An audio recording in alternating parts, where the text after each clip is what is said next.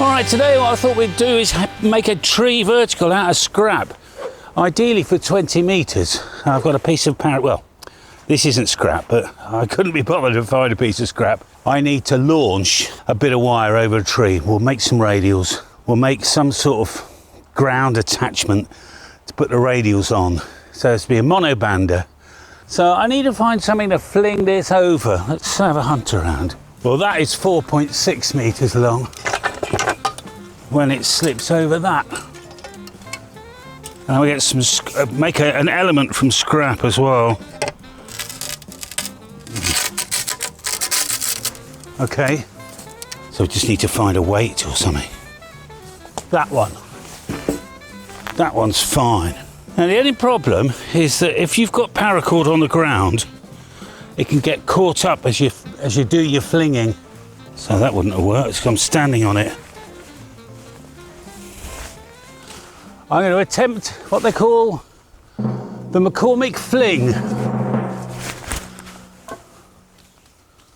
No, not that one. The second-hand coffee mug. It's just a coffee mug I'm putting over there, that's all. There. Lovely. Down she comes. All right. So we've got a pulley. We need to measure an element and make something for the radials. Now I have found, I think this is part, I don't know what that is actually. I've got bits of wire here. Oh, well, we can use that, can't we? I found some radials hanging on a tree, which would be quite handy. These are really old actually, but there's about 20 radials there. I think we'll have these. It saves us making new ones, doesn't it? We'll turn this into an element. Bit of coax, and we need to make some sort of grounding bar where the centre of the coax can become the element, and then the braid can on some sort of grounding thing that doesn't get launched up in the air when we tighten it up. So what I'm thinking is a piece of alloy tube which we can just sort of screw some bolts into. So we'll drill and tap maybe 4 holes and we'll find an old tube. Right, we're in Lockie's world at the moment, but we need 4 of these. 1, 2, 3, 4. Now we could make this any length we want, but I was thinking 20 metres. We need to find some sort of alloy tube. I've got a ton of old tubes here. Steel. Oh, there was a smaller one knocking around. Ah, that's aluminium. It's a bit long, you know. Oh, that's about right. What's that? 35. About 16 inches, 35 centimetres, something. I don't often use. Oh, hang on.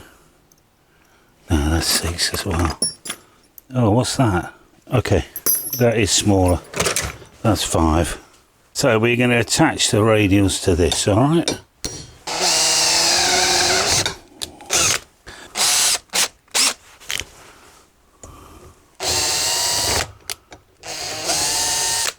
I think I've drilled it out too much.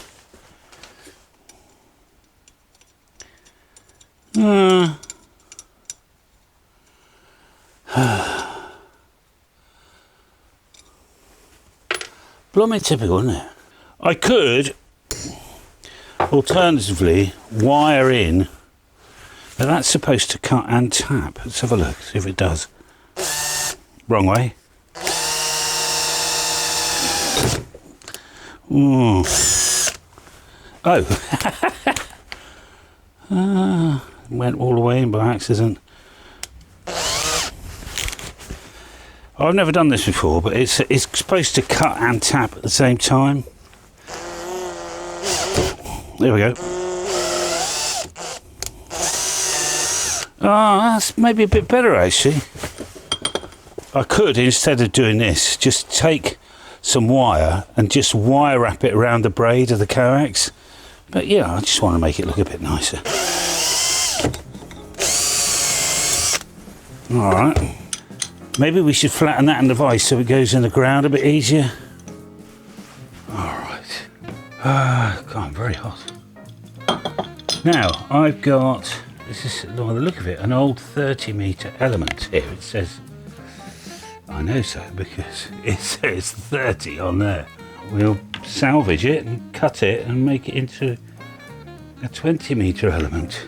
Say 275 there. We can just join a few together, a few bits of wire. I wonder if we can just strip this wire using these Messian Poloni coax strippers. Oh yeah, it's alright.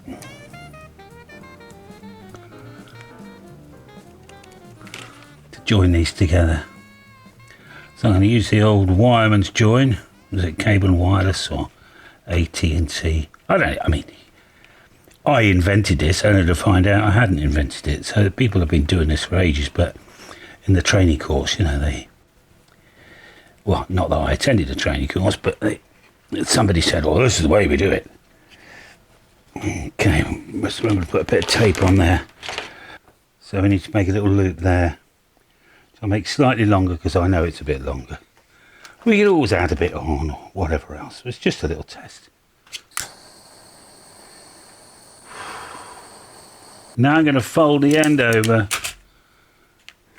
just over 2 inches, 6 centimetres. There. A bit of glue lined. You could do this with old electrical tape, you know, you don't need glue lined each one. But I got it lying around in my workshop, so hey, I'll have it. It's still pennies. Squodge the glue. That is an official term. Right, there's an element. We've got radials outside. Right, crappy coax next. This was lying out in the leaves for 3 years, soaking wet. Now, I actually was going to throw it away, but I won't. We will chop the end off. And this, I've got to be honest, I can't be bothered testing it, but it might not even work, this stuff. Oh my God, it looks all right. I'll be very surprised if it wasn't dark and coloured and everything. Let's have a look. I can't find a really sharp knife. This is my extremely old Leatherman, which seems quite sharp.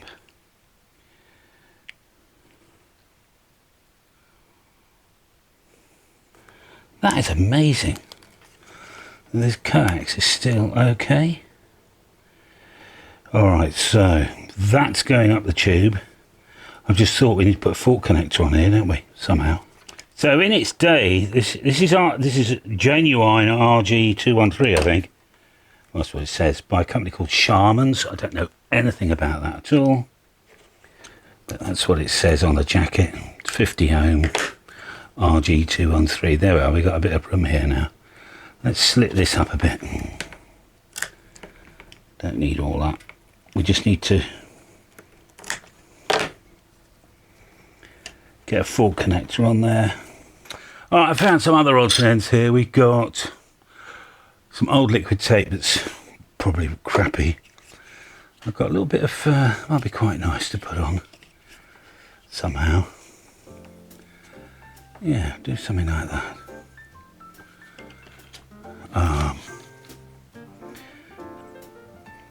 There you go.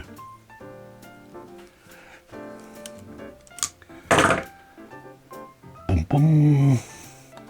Ah yeah, it comes with its own splodger. So we can splodge. Might as well, we got it.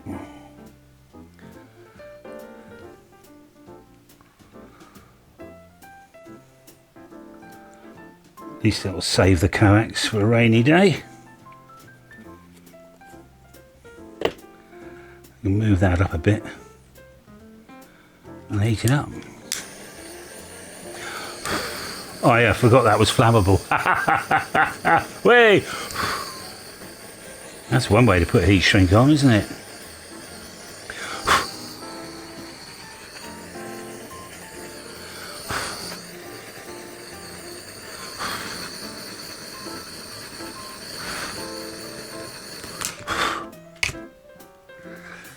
Okay.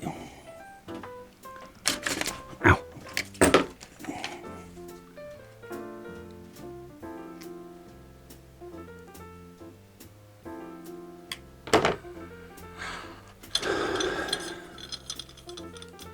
See what we're doing? That'll go up there, and that'll carry on to the top. So I'll let this cool down. While that's drying, I think we should put a little end in there so it's easier to go in the ground. Let's go and do that. So just crush it, I think.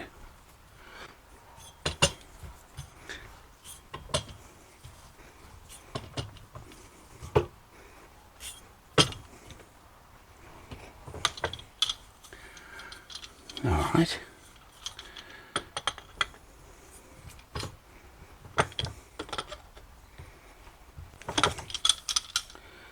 Lovely. I normally run different color profile on this camera. Let me change it, hang on.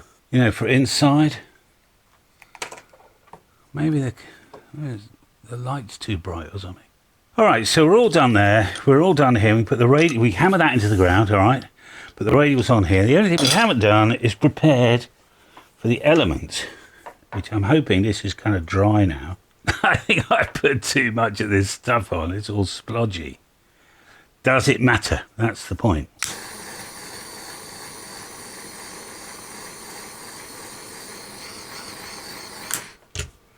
Little bubble here is starting to form. Yeah, it's because it's been pushed out, but that's fine. No, that's fine. I've got an old piece of paracord here. I just want to keep that under control. And they'll get all messy upped. Alright, so let's cut this off. I think we need to graft a piece of wire onto this and then graft it onto our element, to be honest. Oh, I wonder if these messy poloniuses actually work doing things like this.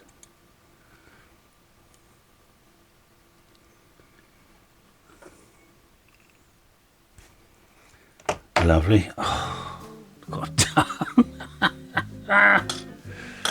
Stay there, let me do my hands. Alright, question. What gets liquid tape off your hands? Probably bloody nail varnish removal or something. Petrol. But that's okay. I mean, it's just, I'm trying to keep that so it remains waterproof. So the element actually starts here, thinking about it. I'm going to wire wrap this. When I say wire wrap, I'm just literally doing that. Because this is our element. I've got some heat shrink knocking around, which we can have a bit of. Put that on the end of this. And so effectively what we're doing is we're gluing, right, that to there. Like that.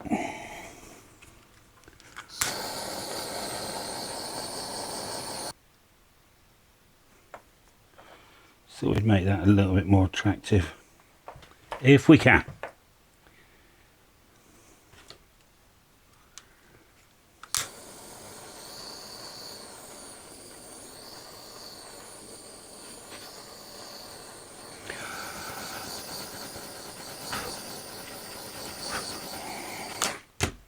Alright, so we've now ended up with an element that is 4.9, exactly the right length.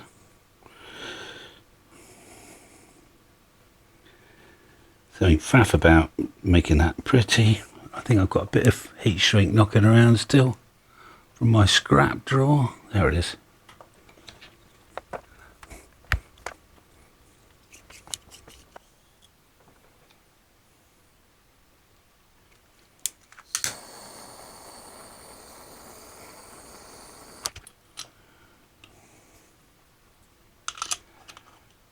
You don't want to over tighten it, just to no more so it doesn't come out, you know.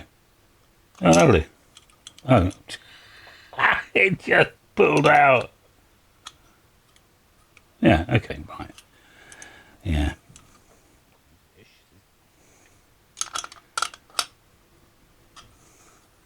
That's okay. Bit of tape on there, do you think? Oh, I think so. Make it orange, you might actually be able to see it and I don't trip over it, you know. Now, because this is completely temporary, it means if it works, it might be here for quite a while. Give it a miniature of a turn, tiny bit. There we are. So there's my element. I'll bash that underground with my foot. We'll put the radials on these three, and I think we're away. Now the only fly in the ointment is the fly in the ointment. I mean, who invented that term? It's the fact that coax might genuinely be duff. We don't know yet, do we? No. All right. If this coax doesn't work, we'll have to make a bloody run up.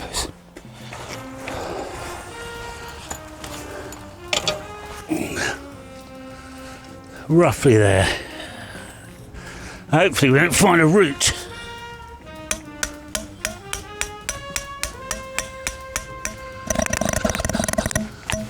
Alright, that'll do. Does it matter that it's not right on the ground? Not really, no. I'm just going to do a little stopper knot here around the loop.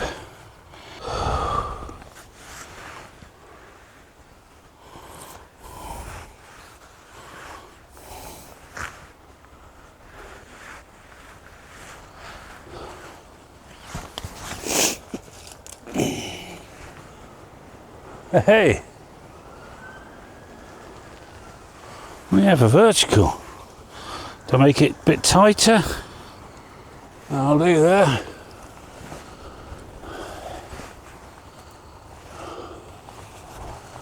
All right, there's my feed point, look. And we just go up, up, up, up, somewhere up there. It's the tree, lovely. Now we need some radials. These are really old radials. Been through lawnmowers and everything. Not too tight, lovely. I had to go in because just solve a little problem. Right, I've got the coax here. I'm going to shove it through this pipe with any luck.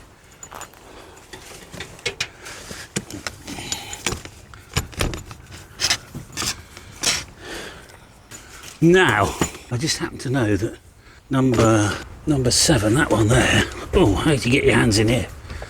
You can't. Yes, you can. That is the loop on the ground. So I very rarely use these days now that we've got the delta loop. Just got slightly higher gain.